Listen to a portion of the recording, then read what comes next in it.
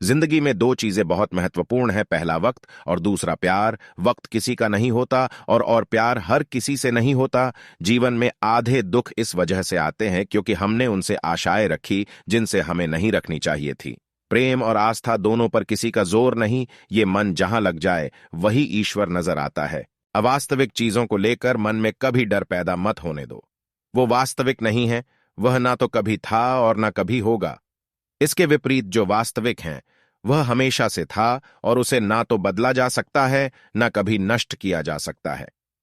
जो मनुष्य किसी अच्छे काम में लगा हुआ होता है, आने वाले समय में उसका अंत कभी बुरा नहीं होता है। मनुष्य अपनी तीन प्रमुख कृतियों द्वारा नरक के द्वारा पर पहुंचता है। वे तीनों कृतियां काम, क्रोध और लोभ हैं। मनुष्य का समस्त निर्माण उसके विश्वास के फलस्वरूप होता है। जैसा वह सोचता है उसी के अनुरूप वह बनता है। खुशी मन की एक स्थिति है जिसका बाहरी दुनिया से कोई लेना देना नहीं है। समय कभी नहीं रुकता।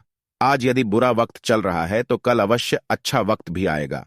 आप केवल सच्चे निस्वार्थ भाव से कर्म कीजिए और वही आपके हाथ में भी है। परिवर्तन इस संसार का नियम है।